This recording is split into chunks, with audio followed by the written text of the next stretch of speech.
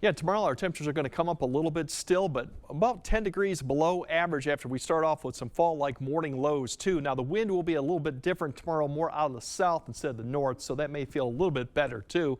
That's because we're going to start changing the pattern a little bit. We do have a little bit of a wave coming through. That won't impact us probably till Friday night. We'll see more clouds tomorrow because of all the action overnight further to the west.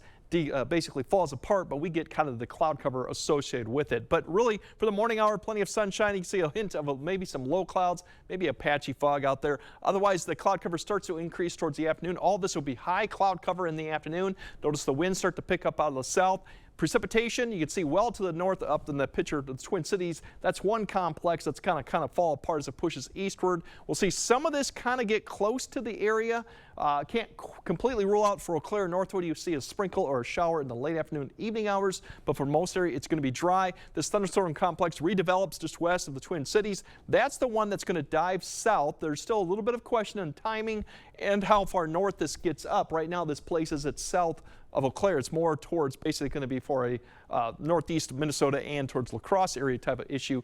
This will approach La Crosse potentially by about midnight or there afterwards. As you notice, it has a nice little bow shape like that, indicating we could have some gusty or close to damaging winds. Just depends how strong it is at this point. We'll keep an eye on that late Saturday night. It'll continue to surge southeastward, head through southwest Wisconsin, probably late in the night through through Saturday morning. Otherwise, we still could see some precipitation further north of Eau Claire. Can't rule out some activity occurring after hours too, and this may change too, so timing could be changed on this. But I think Friday evening activities for the most part are okay. It's later in the night. Saturday cloud cover in the morning. We'll have probably more sun in the afternoon. It looks like we'll stay dry. The severe threat, as I mentioned, there is that damaging wind with that bow shape. It just depends how far west and east it comes and the timing of it, but there is that threat, along with the heavy rain amount too that we could produce with this. These always tend to do that, and that's why there is a slight risk for heavier rainfall with this system, as you would expect as it heads southeast. So we'll have to keep an eye on that. Right now it'll be late Friday night through early Saturday morning.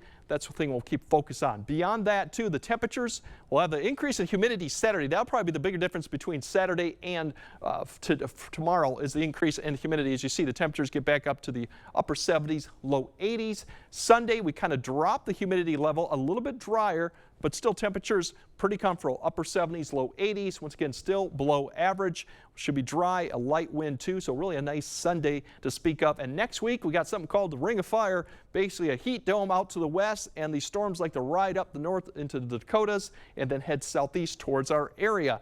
That means increasing humidity chances next time and thunderstorm chances. It's a little bit hard to predict when they'll timing occur, but given this time of year, a lot you see is late at night and early morning thunderstorm chances that come through. So that's the pattern we're going to be into, and we'll track that more as we get closer to the event. Right now the chances are quite low, but they probably will come up at some point. Otherwise, upper 80s, low 90s, basically from Tuesday to Friday.